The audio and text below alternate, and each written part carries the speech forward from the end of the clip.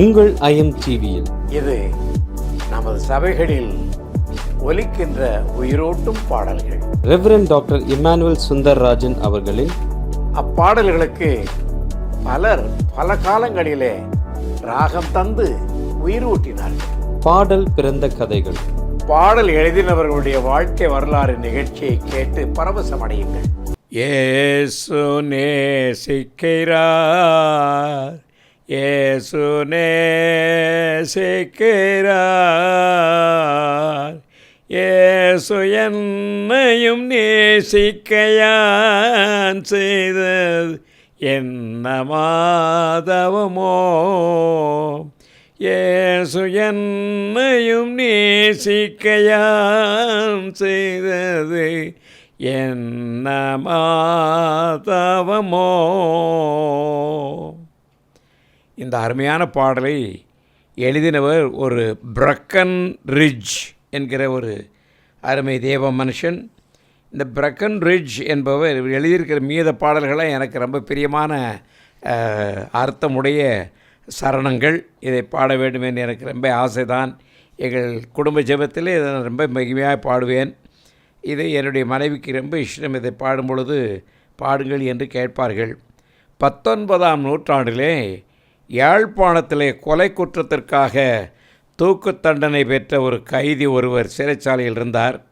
சிறைச்சாலை களிமத்திலே ஊழியம் செய்து வந்த நற்செய்தி பணியாளர் ஒருவர் அவரை சந்தித்து அன்பாக பேசி இயேசு உங்களை நேசிக்கிறார் என்று கூறினார். தன்னையும் ஒரு பொருட்டாக மதித்து நேசிப்பவர் எவரும் உண்டோ என வியந்த அவர் நம்ப மறுத்துவிட்டார்.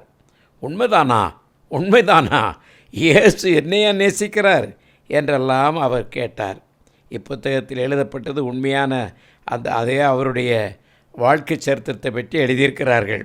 என்ன எழுதியிருக்கிறார்கள்? பல வாரங்கள் இருவரும் வேத புத்தகத்தை சேர்ந்து வாசிப்பார்களாம். அந்த பிரகன் ரிட்ஜ் என்கிறவர் ரொம்ப ஆவலாக இயேசு கிறிஸ்துவை பற்றி அவர் தெரிந்து கொண்டார். தூக்கு தண்டனை நிறைவேற்றப்படும் நாளுக்கு முன்னர் கைதி ஆண்டவரை உள்ளத்தில் ஏற்றுக்கொண்டு ஞானஸ்தானம் பெற்று பிரகன் ரிட்ஜ் என்ற புது பெயரும் பெற்றார். பாருங்க, சிறைச்சாலை ஊழியம் ஒரு சிறந்த ஊழியம். நான் அதை ரொம்ப மதிப்பேன். நான் முந்தி ஒரு தடவை உங்களுக்கு சொல்லியிருக்கிறேன். சிறைச்சாலை ஊழியத்தில் நான் அதிக ஈடுபாடு உடையவன். அங்கே போய் முழு இருதயத்தோடும் முழு பலத்தோடும் முழு அன்போடும் நான் நடந்து கொள்வேன். நான் இருந்தது சிங்கப்பூரில் சுமார் 6 ஆண்டு காலங்கள் சிறைச்சாலையில் பணி செய்யும்படி என்னை கவர்மெண்ட்டு அப்பாயின்மெண்ட் கொடுத்திருந்தார்கள். அங்கே உள்ள சிறைச்சாலை கைதிகளுக்கு தமிழ் கற்றுக் கொடுக்கக்கூடிய ஆசிரியராக என்னை அவர்கள் நியமனம் செய்திருந்தார்கள்.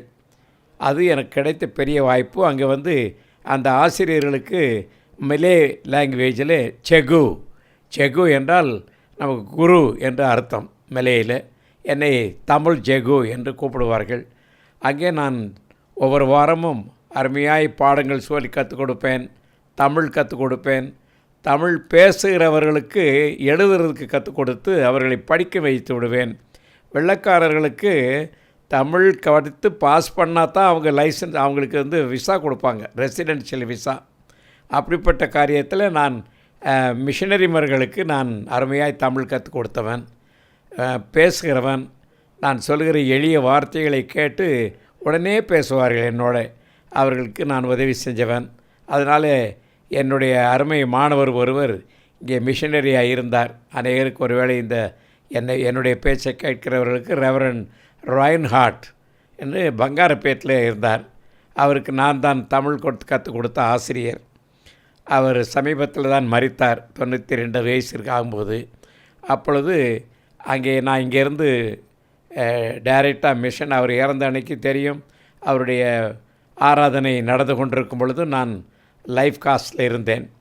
அப்பொழுது ஜூமில் இருக்கும் பொழுது என்னை அவர்கள் சொன்னார்கள், இன்றைக்கு இந்தியாவிலிருந்து ரெவரண்ட் ராய்நாட்டுக்கு வாழ்த்துக்கள் சொல்லி அவரை ஆசீர்வதித்து ஜெபிக்கிறவர் அவருடைய தமிழ் ஆசிரியர் ரெவரண்ட் டாக்டர் இம்மானுவேல் சுந்தர்ராஜன் என்று எனக்காக அந்த ஆராதனையில் சொல்லப்பட்டது. ஏனென்றால் அவர் மகன்தான் அங்கே இருந்தார். அங்கே கூடியிருந்த பெரிய கூட்டமானது அவரை ரொம்ப மதித்தார்கள். நான் அங்கே போகும் பொழுது கனடாவில் இருக்கும் பொழுது திருச்சபையிலே தமிழ்லேயே நாங்கள் 2 பேரும் பேசினோம். மக்கள் மிகுந்த மகிழ்ச்சி அடைந்தார்கள். அப்படிப்பட்ட தமிழ் மக்களுக்கு நான் தமிழ் ஊழியம் செய்தவர்களுக்கு கற்றுக் கொடுத்தவன். அப்பொழுது இவரை தூக்கு மேடைக்கு அனுப்புவதைப் போல நானும் தூக்கு மேடைக்கு போகிறவர்களை பலரை நான் கூட இருந்து நான் இயேசு கிறிஸ்துவை பற்றி சொல்லியிருக்கிறேன். ஒருவர் ஏற்றுக்கொண்டு என் கையில் ஞானஸ்தானம் வாங்கி கொண்டு அவர் போகும்போது, அண்ணா, ஐயர் அண்ணா, என்னை ஆண்டவரிடத்தில் அனுப்பி வைங்க, நான் கொஞ்ச நேரத்தில் அவரை போய் பார்ப்பேன் என்று சொன்னார். எனக்கு அந்த வார்த்தையை சொல்லும் பொழுது, ஞானஸ்தானம் கொடுத்த என்னுடைய பிள்ளையே ஆண்டவருக்கு நான் ஆக்கி கொடுத்தேனே என்று எனக்கு கண்ணீர் மல்க நெஞ்சை அடைத்து கொண்டது. அன்றைக்கு என் கூட இருந்த அத்தனை ஆஃபீஸர்களும் என்னை பலமாக தட்டி கொடுத்து தேற்றி, reverend hold on, we will come back என்று போனார்கள். அவர்கள் உள்ளே போன பிறகு நான் வெளியே நின்று கொண்டேன். அவர் தான் வேண்டாம், நீங்கள் உள்ளே வர வேணான்னு சொல்லிவிட்டாங்க. நான் வெளியே நின்றிருந்தேன். அவர் கொஞ்ச நேரத்தில் முடிந்த உடனே எல்லா ஆஃபீஸர்ஸும், டாக்டர்ஸு, எல்லா பெரிய பெரிய அதிகாரிகள், சிறை அதிகாரிகள், ஜட்ஜு எல்லாரும் வந்திருந்தார்கள். அப்பொழுது அவர்கள் என்ன சொன்னார்கள், ரொம்ப wonderful death, we have never witnessed just like this this man. இந்த மனுஷனை மாதிரி இவ்வளோ தெளிவாக இறந்தது யாருமே இல்லை என்று என்னை பாராட்டி, உங்களுடைய சேஷன் இயேசுவிடத்தில் போயிட்டார் என்று சொன்னார்கள். அவரை தூக்கிலிட்ட பின்பு இந்த சகோதரன் பிரகன்ரிட்ஜ், இந்த பிரகன்ரிட்ஜ் என்கிறவருக்கு கிடைத்த அந்த பெயரிலே அவரை தூக்கிலிட்ட பிறகு அவரை உடைமைகளை, அந்த பொருள்களெல்லாம் எடுத்துக்கொண்டு செல்வதற்கு அவர்களுடைய உறவினர்கள் வந்தார்கள். அப்பொழுது அவர் தலையணை கீழே ஒரு சிறு காகிதத்தில் இந்த பாடல் எழுதப்பட்டு கிடந்தது. இப்பாடலின் ஒவ்வொரு அடியையும் தன் வாழ்க்கையின் அனுபவ சாட்சியாக பிரகன்ரிட்ஜ் எழுதியிருக்கிறார் என்று கூறினால் மிகையாகாது. அவர் தன் வாழ்க்கையின் இறுதி நாட்களை தன் நம்பிக்கையுடையவராக, தன் அன்பர் இயேசுவோடு என்றென்று வாழும் பரலோக வாழ்வை எதிர்நோக்கியவராய் தைரியத்துடன் சாட்சியாக அச்சிறைச்சாலையிலே நடத்தியிருப்பார் என்பதை நான் சந்தேகமல்லாமல் ஏற்றுக்கொள்கிறேன் என்று இதை எழுதினவர் எழுதுகிறார். பரமதந்தை தந்த பரிசுத்த வேதம் நரராம் ஈனரை நேசிக்கிறார் என நவிழல் ஆச்சரியம். நாதனை மறந்து நாதனை மறந்து நாட்களை தொலைத்தோம், நாதனை மறந்து நாட்களை தொலைத்தோம், நீதன் ஏசனை நேசிக்கிறாரனல் நித்தம் ஆச்சரியம். ரொம்ப அருமையான பாடல்.